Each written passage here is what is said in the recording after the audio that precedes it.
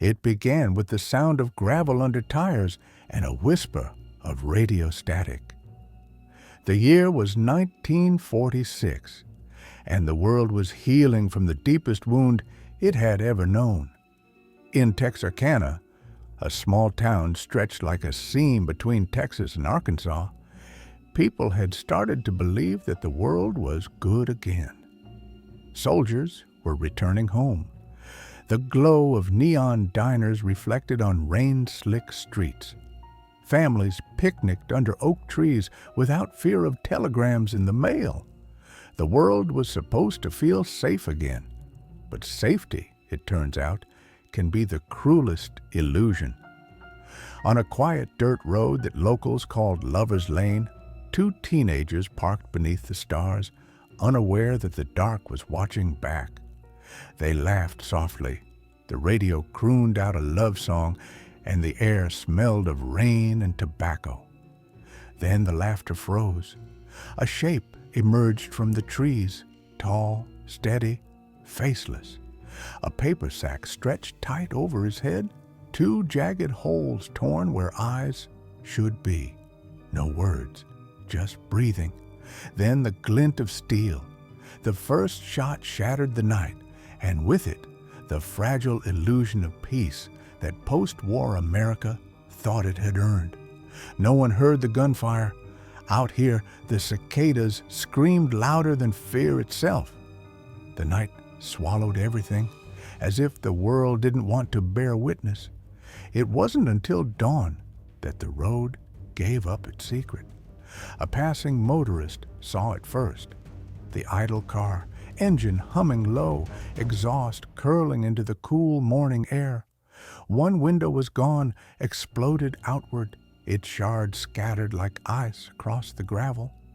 A swing tune still crackled from the radio, looping through static, a cruel soundtrack to the scene.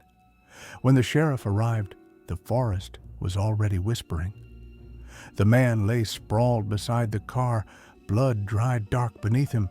His girlfriend was gone. Drag marks led into the brush, twisting between trees until they stopped abruptly, as if erased. Hours later, they found her barely alive, bruised, trembling, and unable to comprehend the horror she'd survived. "He wore a sack," she whispered through cracked lips. "He didn't speak, not once." Sheriff Bill Presley removed his hat and stared into the trees. For the first time in years, he couldn't tell where daylight ended and nightmare began. Texarkana wasn't the sort of place that believed in monsters. It was the kind of town where church bells set the rhythm of the week, and every neighbor knew the name of your dog. But the headlines changed that. 1 week after the attack, another couple was found on another lonely road, shot, beaten, their lives stolen before sunrise. The Texarkana Gazette screamed in bold print, "Phantom Killer Strikes Again." The name fit too perfectly, and the terror spread like rot beneath the town's painted smiles. People spoke in hushed voices at the diner, eyes darting toward the windows. The sheriff called in the Texas Rangers, and with them came journalists, photographers, and curious drifters hungry for chaos. Fear became its own kind of currency. Teenagers dared each other to drive down the murder roads at night, headlights off, while parents loaded rifles and waited by the phone. Each night stretched longer than the one before, and when the sun rose, everyone was a little more afraid of their own reflection. By April, Texarkana had become a ghost town, trapped inside its own skin. People boarded up their windows, dogs barked at shadows, and every creak of the porch felt like a warning. Hardware stores couldn't keep locks in stock, and the sheriff's switchboard buzzed endlessly with new sightings. A man in the woods, a figure by the fence, footsteps near the water tower. Most were false alarms, but each call chipped away at the illusion of control.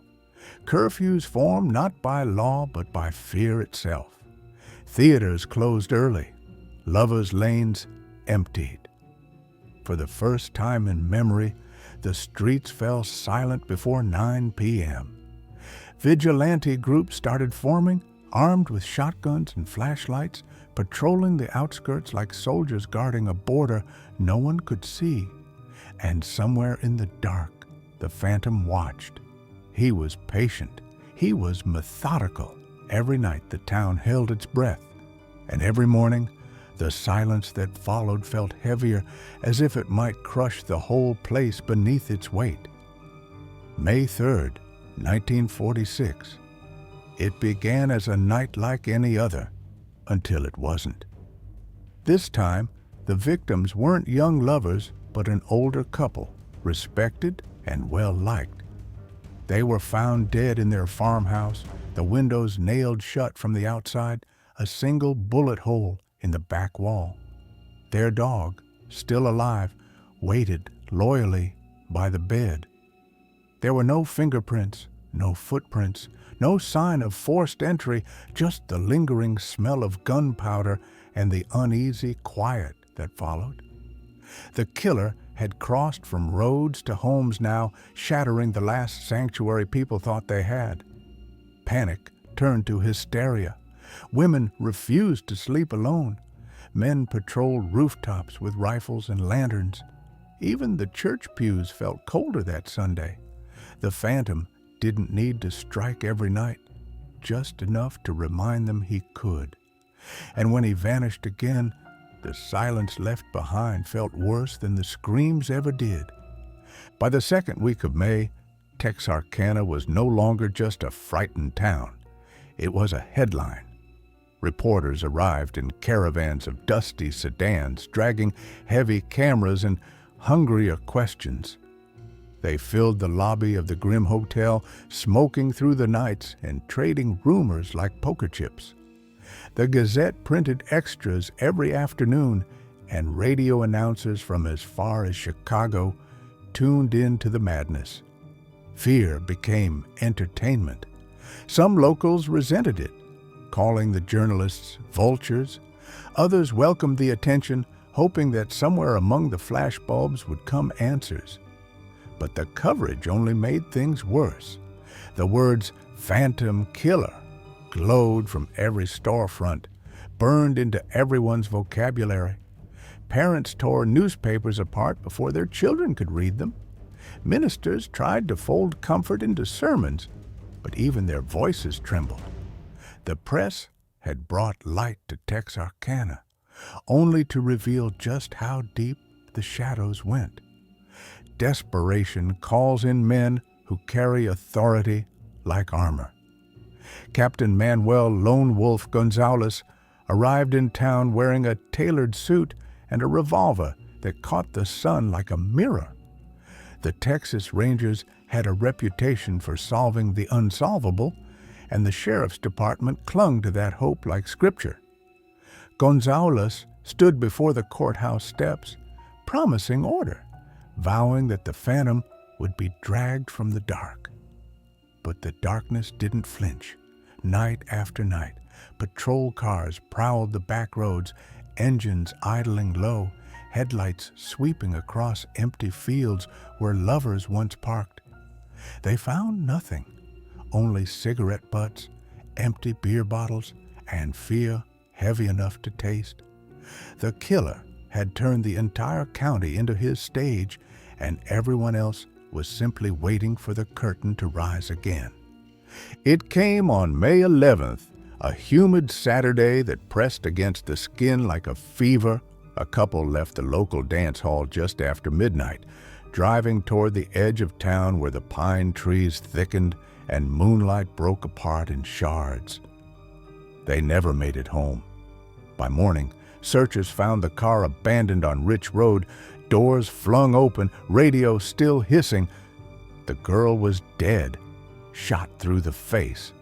The boy, shot twice, had crawled half a mile before collapsing under a fence line. The precision of it felt deliberate, almost ritualistic. Gonzalez stared at the bodies and muttered, "He's hunting us like animals." That night, the Rangers doubled their patrols, but the phantom was already gone, dissolved into the landscape like mist over the river. His pattern had no rhythm, his motives no meaning. He struck when the fear began to fade, just enough to keep it alive. Texarkana changed shape that summer. Neon signs flickered out early. Dance halls closed their doors. Teenagers who once spent nights cruising Broad Street now stayed home, curtains drawn. The sound of a passing car after midnight sent hearts hammering. Hardware stores restocked locks and chains faster than they could sell them. The mayor considered instituting an official curfew, but he didn't have to. Fear had already done it for him. Even weddings were postponed. Who could celebrate when death had no face and no reason? Radios played softly in living rooms, tuned to stations that promised comfort. But every song sounded like a countdown, every pause between tracks heavy with possibility.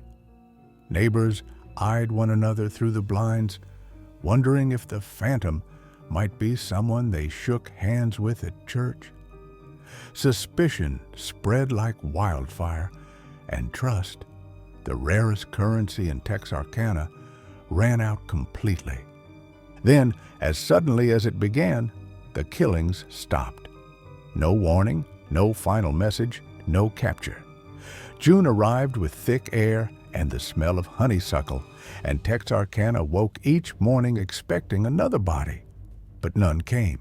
Patrols thinned. Reporters drifted away in search of fresher horror. By July, it was as if the phantom had never existed at all, save for the bullet holes and the nightmares. Yet the silence felt wrong. Too clean, too calm. People whispered that he was still out there watching from the tree line, pleased with the chaos he'd carved. Others said he'd fled across state lines or joined the army again or taken his own life. But the truth was simpler and crueler. He had no reason to stop, except that he wanted to. The town tried to exhale, but fear lingers. It clings to places that have heard screams and never quite forgets how they sounded. By mid-June, the manhunt had lost its teeth. Patrol cars still prowled the backroads, but every clue dissolved under rain or contradiction. In 1946, forensics was mostly magnifying glasses and instinct, and the phantom seemed to know it. He left just enough behind to tease them. Shell casings, footprints, cigarette ash, but never enough to build a man. The Rangers still prowled the back roads at night, but even their headlights seemed tired now, beams sagging across the same muddy ditches that had yielded nothing for weeks. Every clue collapsed under scrutiny. A muddy boot print dissolved in rain. A tire mark matched 3 different cars. Fingerprints smudged into ghosts.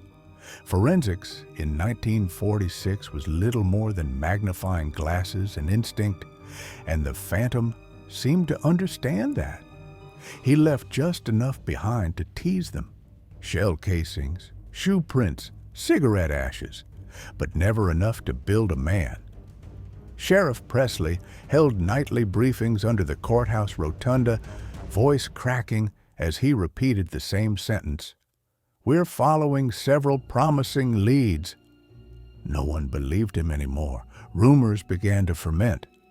That the phantom was a war veteran who couldn't leave the killing behind. That he was a policeman. That he was the preacher's son. In every face, townsfolk saw possibility, and in every silence, guilt. Then came the arrests. Brief, desperate, and pointless. A drifter found in a barn, a nervous mechanic with scratched hands, a college boy who owned the wrong pistol. Each headline promised "Phantom Caught" before collapsing days later. Neighbors turned on one another. Someone carved "Murderer" into a garage door. Captain Gonzalez told a reporter, cigarette glowing in the dark, "You can't catch a ghost when the town's already haunting itself." He was right.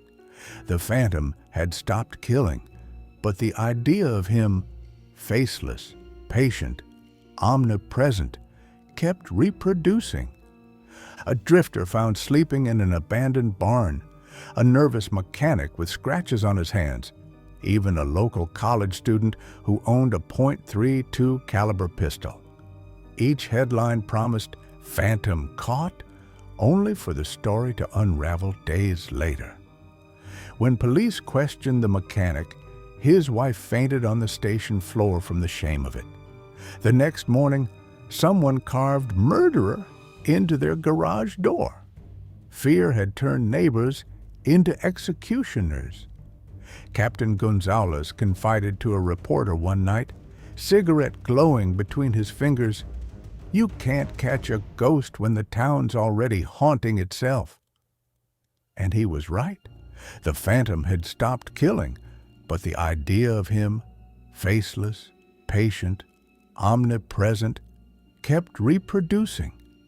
Every open window felt like an invitation. Every knock at the door felt like the start of a confession. Late that summer, the killings returned, or so it seemed.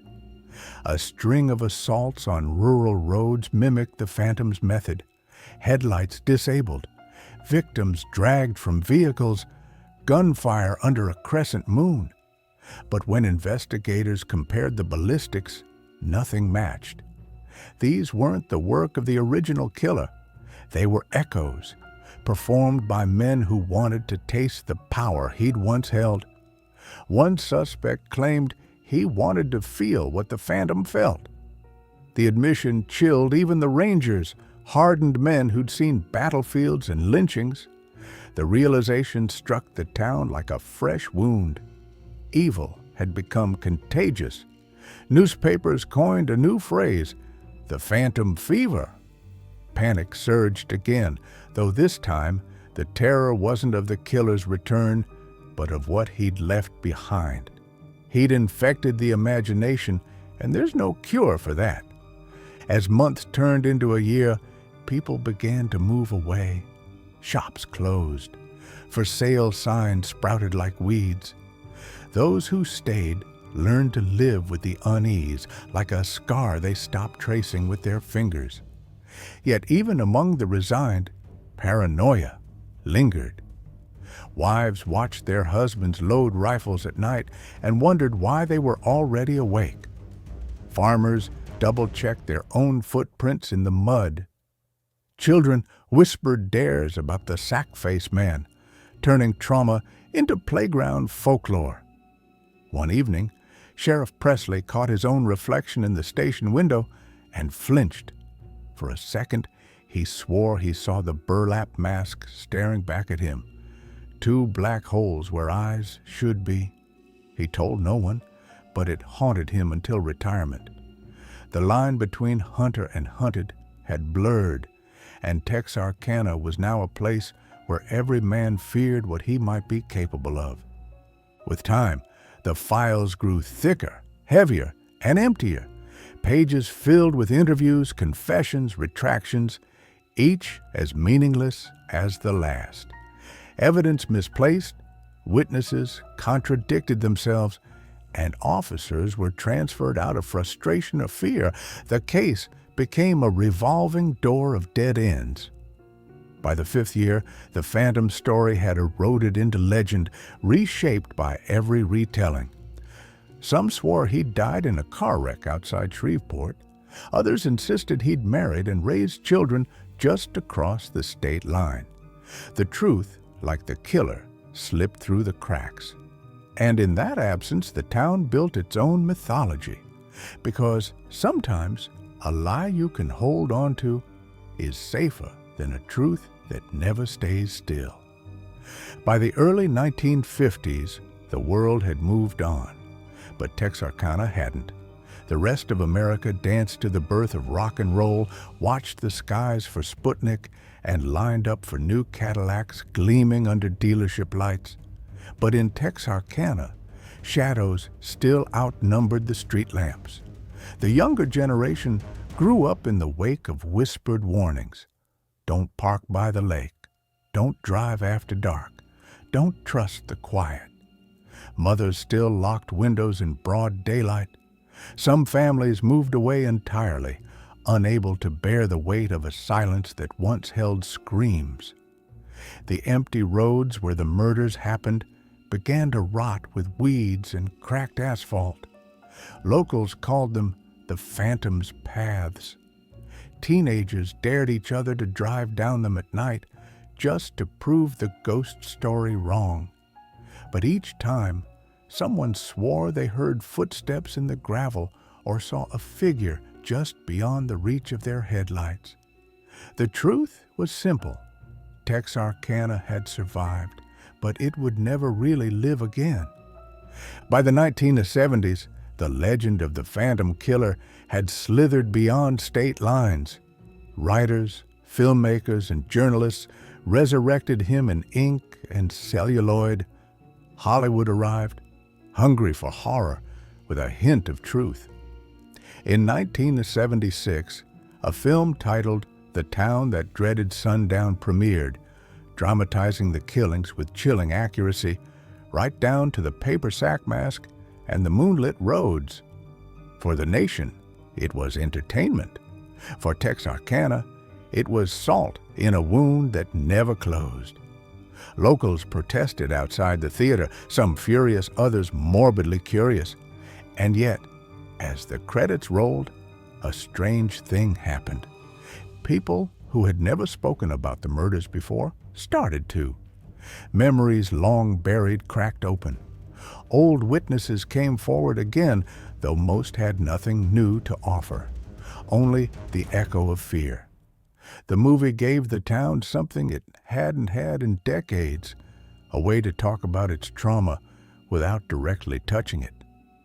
In 1999, more than half a century after the first attack, Texarkana's calm shattered once more.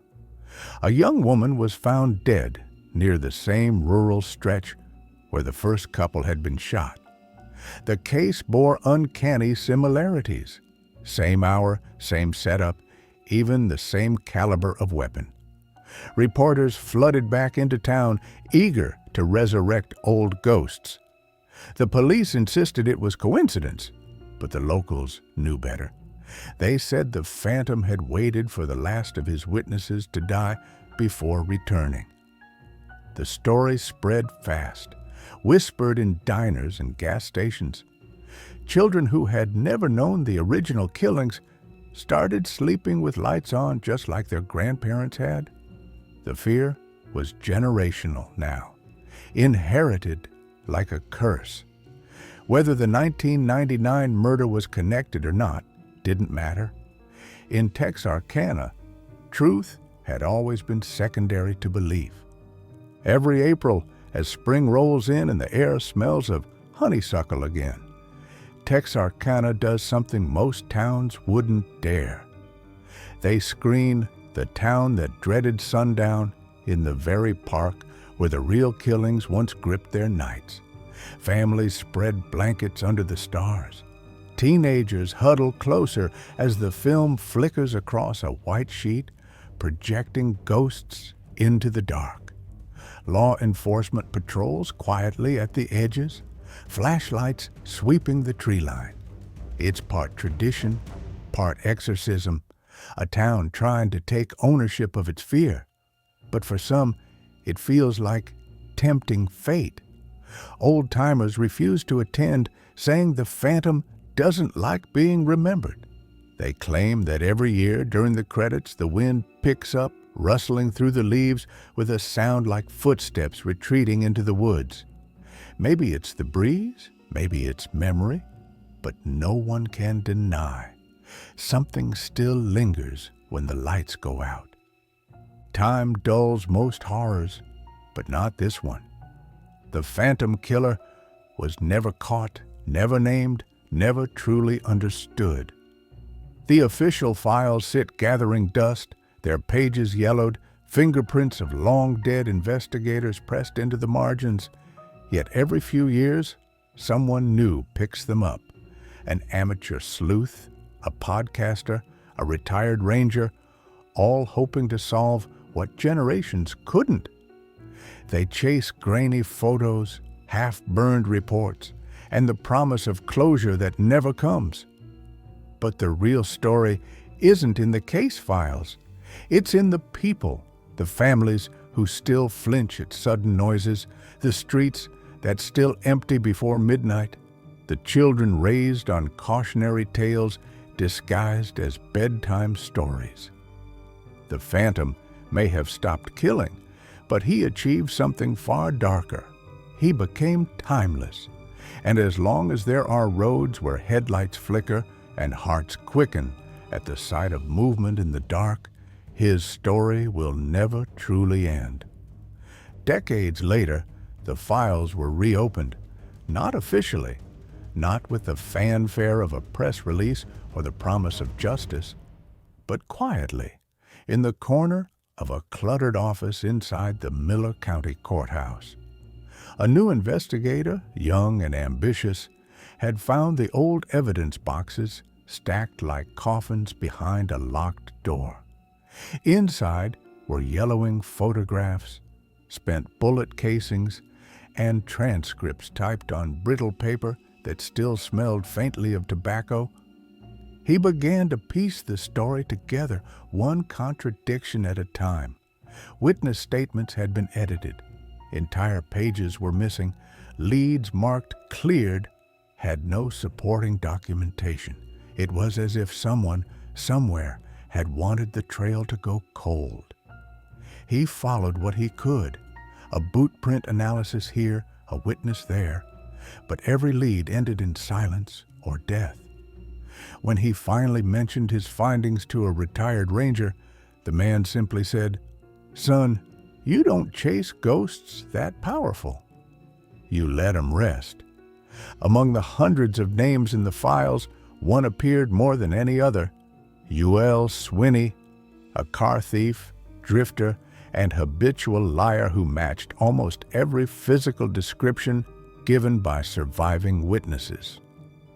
Arrested for unrelated crimes in 1946, Swinney's wife had allegedly confessed he was the Phantom, but her testimony couldn't be used in court due to spousal privilege. She later recanted, claiming police pressured her. For years, Swinney languished in prison for lesser offenses, while investigators debated whether they'd already caught the killer by accident. But the evidence was thin. Ballistics were inconclusive. His alibis, while flimsy, technically held. When he was finally released, Swinney moved far from Texarkana, living quietly until his death. Even in his final days, those who knew him said he'd wake up screaming at night, muttering about headlights and the sound of gunfire, guilt, or memory. No one could ever be sure. As the decades passed, a darker theory began to form among the locals, one that law enforcement refused to entertain. They claimed the Phantom wasn't one man at all, but several, working together, perhaps under protection. Some said the killings were meant to distract from illegal gambling operations or political corruption that ran deep through the town's leadership. Others whispered that the military had stepped in quietly, fearing the killer was one of their own, a veteran with classified psychological trauma. When the files were revisited in the 1970s, several reports were missing entire sections, and key evidence had vanished. The notion of a cover-up became more believable than any single suspect. After all, a ghost is easier to accept than the idea that the people sworn to protect you might have let the monster walk away. One of the most haunting discoveries in the reopened case was what wasn't there. The original crime scene photos, gone. The bullet casings, replaced by mislabeled substitutes.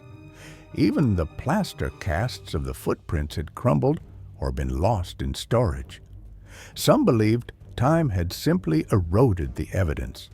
Others weren't so sure. Retired deputies confessed in interviews that items had disappeared during the height of the investigation, taken by collectors, journalists, even curious locals wanting a piece of the legend. One deputy admitted he'd seen the paper sack mask once, sealed in an evidence bag, before it too went missing. Its last known location was a locked cabinet in the sheriff's office, which was later destroyed in a fire. Whether by negligence or intention, the trail had been erased, not by the killer, but by the very people trying to find him. In 2013, a historian researching the case stumbled upon a sealed envelope inside a forgotten archive box labeled "Personal." Inside was a faded photograph, grainy, monochrome, its edges eaten by time. It showed a man in a wide-brimmed hat standing beside a police cruiser, face obscured by shadow. Scrawled in red ink across the back were 3 words: "You never caught me." The handwriting didn't match any known sample from the files. Analysts called it a hoax, a cruel joke. But when the image was compared to existing photos from the 1940s, the badge number on the cruiser matched one belonging to an officer who'd worked the Phantom case, a man who disappeared weeks after the final murder. His body was never found. The photograph remains locked in evidence today, its authenticity unresolved.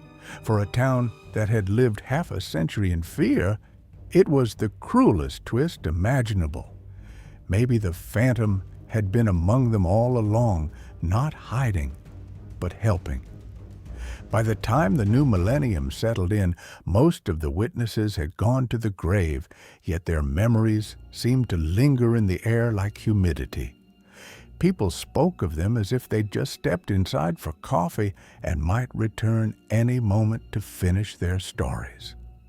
The remaining survivors, those who had been children when the killings carved through the town, carried the fear in their posture, in the way they checked door locks twice, in the way their eyes darted to the tree line at dusk. When interviewed late in life, many confessed they no longer dreamed of the killer himself, but of sound, the crunch of gravel, the brittle pop of glass, the brief intake of breath before screaming. Their minds replayed these noises endlessly, even though most of them had never heard them firsthand.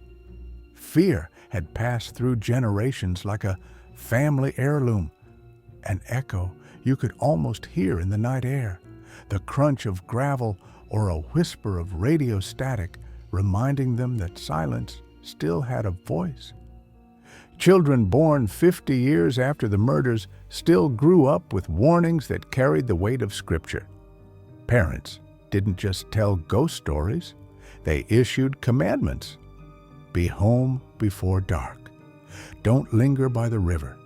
Never trust headlights that stop on an empty road. These weren't lessons in safety so much as rituals of remembrance. School teachers wove the legend into local history, using it to caution against temptation and carelessness. Psychologists later called it cultural conditioning through trauma, but the townsfolk called it common sense. The strange part was how calm the warning sounded. No drama, no tremor, just a steady voice handing fear from one generation to the next. Somewhere along the way, the Phantom stopped being a man and became a law of nature, a reminder that some threats never disappear. They just grow quieter until you mistake them for wisdom. The few remaining survivors who had directly faced the Phantom rarely spoke publicly. One woman, whose name remains protected in old court documents, refused interviews until she was 92. When she finally agreed to speak, her voice cracked only once, when she was asked whether she still dreamed about that night. "No," she said after a long pause, "I dream about what might have happened if he'd decided to knock instead." The interviewer later described the silence that followed as unbearable. Another man, bedridden in a veterans hospital, kept a folded newspaper clipping under his pillow. The Gazette headline from 1946. He said it helped him remember that he survived something that wanted to erase him. Their restraint spoke louder than confession. Survival, they taught, doesn't always mean freedom. Sometimes it means learning to live with an unfinished sentence. By the 2000s, Texarkana had turned its legend into an uneasy form of tourism. Guided tours retraced the phantom's paths, complete with reenactments under flickering street lamps. Cafes sold phantom burgers and souvenir T-shirts. Visitors took selfies beside replica police cars, unaware that some of the original crime scenes lay only a few hundred yards away. Economically, the legend saved the town. Spiritually, it drained it. Locals described a strange contradiction, how the place could feel alive and dead at once. Every Halloween, news crews returned asking the same question: "Do you think he's still out there?" And each time, someone different answered yes. The town had become its own ghost, performing its trauma on repeat, trapped between the need to remember and the desperate wish to forget. On certain humid nights, when the wind moves through the pines just right, the locals say you can still hear it. The faint rhythm of tires crunching gravel, the radio static of a half-tuned song. Scientists would call it auditory pareidolia. Storytellers call it the phantom keeping time. It's probably nothing. An echo, an insect, the brain searching for patterns. Yet even skeptics admit there's something different about the quiet in Texarkana. It's not peaceful. It's expectant, like a held breath that never quite exhales. Perhaps that's the real curse he left behind, the inability to ever feel completely safe again. Long after the evidence has decayed and the witnesses have faded, the sound remains. A reminder that in some towns, silence doesn't mean the story's over. It only means the next scream hasn't started yet. Decades later, the story drew in a new kind of visitor. Not reporters chasing headlines, but seekers chasing answers. Podcasters, documentarians, and amateur detectives armed with drones, voice recorders, and theories that bled into conspiracy. They came from as far as London and Seoul, drawn by the same gravity that had once kept locals awake at night. They walked the old roads with cameras humming, whispering narration to the wind. They interviewed descendants of victims, measured distances, compared grainy photos against satellite maps. And every one of them at some point stopped speaking mid-sentence, distracted by the feeling that something unseen was standing just out of frame. A handful left early, abandoning their projects without explanation. One left a note in her motel room. He doesn't like being remembered. It was dismissed as melodrama, yet no one ever managed to find her raw footage. She'd titled the project Echoes in the Pines. The mystery of the phantom killer had become a mirror for obsession itself. Online forums swelled with digital detectives convinced they'd solved it, linking handwriting samples, analyzing weather reports, tracing gun sales from 1946. Every few years, a new definitive theory surfaced, each collapsing under scrutiny. The case wasn't just cold, it was bottomless. People poured their sanity into it and found only reflection. One true crime writer spent 5 years reconstructing every timeline only to destroy his manuscript and vanish from public life. Another moved to Texarkana, claiming she'd found proof that the phantom was buried in an unmarked grave just outside town. When police dug at the site, they found nothing but roots and a single bullet casing, its serial number filed smooth. In trying to resurrect the truth, they'd only dug up another ghost. In 2018, a retired ranger named Hal Price reopened the case on his own time. He was 82, long past the age for chasing monsters, but something in him couldn't let go. He spent nights cross-referencing autopsy reports and weather logs, mapping the pattern of attacks on yellowed graph paper. When his daughter found his body 3 years later, peaceful, seated at his desk, a notebook lay open in front of him. On the last page were 3 words written in a trembling hand: "Still watching us."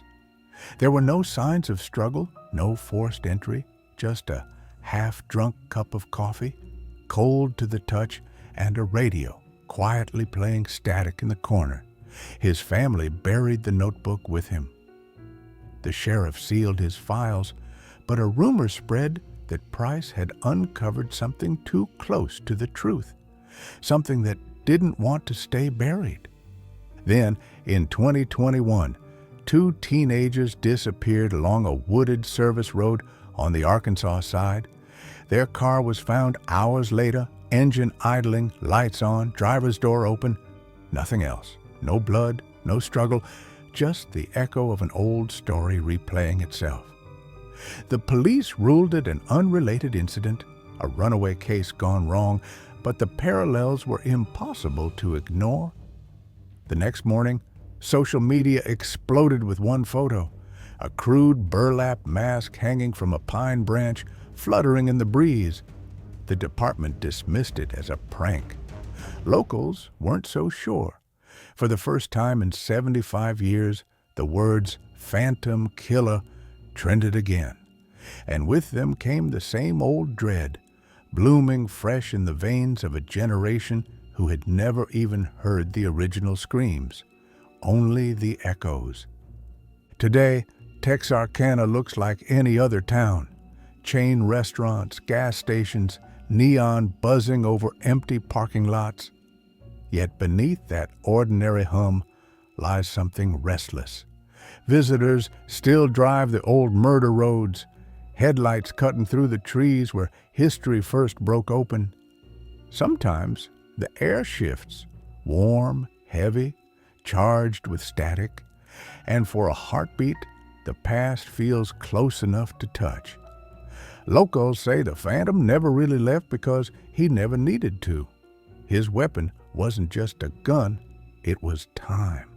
He taught an entire town how to remember fear so well that forgetting became impossible. And maybe that's why his story endures, not because anyone wants it to, but because stories like his don't fade. They feed, they wait, and in the long silence between one generation's scream and the next, they learn how to start again. Every town inherits something from its past. Some inherit pride, some inherit shame. Texarkana inherited a heartbeat that never slows. For generations, it's pulsed beneath the soil, a rhythm older than the trees and steadier than the church bells that try to drown it out. Parents still hush their children when the night stretches too quiet. Not from superstition, but from instinct. They've learned that fear can be passed down like a surname etched into the bones of a place. When researchers visit to document the cultural impact of the killings, they often leave describing an atmosphere they can't quantify, a tension that feels alive. The locals simply nod and tell them that the phantom isn't a story anymore. He's a season. Some years are mild, others you can smell him in the rain. In 2023, a small documentary crew from California arrived to shoot an anniversary piece. They spent weeks interviewing residents, collecting testimonies, and filming the backroads by drone. On their final day, they disappeared into the pines before dawn, planning to capture the sunrise over the original murder site. They returned just after noon, shaken, pale, and silent. The footage was never released. One of the crew members later told a friend they'd recorded something they couldn't explain. Within months, the studio dissolved and the hard drives were sold off at auction. A collector who bought one reported that the files were all intact except for a single corrupted video titled lasttake.mp4. When opened, it displayed nothing but static, faintly overlaid with the sound of footsteps and a man's breathing. No one has been able to recover the full recording. By winter that same year, Texarkana had slipped back into its uneasy stillness. Christmas lights hung in windows. Carolers sang through half smiles, and the air smelled of pine and frost. But even amid the festivity, something felt off, too quiet, too deliberate, as though the town were performing normalcy rather than living it. The last living relative of one of the first victims moved away that December, locking her house and leaving a handwritten note on the counter for whoever came next. Don't stay out late. The property has remained unsold. Realtors say it's the market. Locals say the grass never grows quite right there, no matter how much it rains. And every now and then, passing drivers claim to see light flickering inside, an old radio glow humming softly to an audience that no longer exists. Perhaps the most unsettling thing about the Phantom case isn't that it was never solved, but that it may never have been meant to be. Some mysteries survive not because they defy explanation, but because they serve a purpose. The story keeps people cautious. It keeps them watching the dark. It teaches them that evil doesn't need a motive or a reason. It only needs opportunity. The Phantom Killer became a kind of folklore guardian, reminding the town that innocence is a luxury bought with vigilance. And maybe that's why Texarkana still holds on to him so tightly. To forget him would mean believing they're safe again, and that, perhaps, would be the most dangerous lie of all. Night returns to Texarkana the same way it always has, slow, deliberate, patient. The cicadas begin first, then the wind, then the long breath of silence that settles over the pine fields. Somewhere out there, a car door closes, a radio crackles, a melody drifts across the dark. The people who still live here say they don't fear the phantom anymore. They just acknowledge him, like weather, like gravity, like the sound that follows lightning before thunder finds you. In truth, no one knows what really ended in 1946, or if it ever did. Some stories die with the people who tell them. Others keep breathing long after. And if you ever find yourself driving through Texarkana after midnight, roll down your window. Listen, because if you catch that faint rhythmic sound of footsteps in the gravel, you'll understand what this town has known all along. Some silences aren't empty. They're just waiting for someone new to notice them.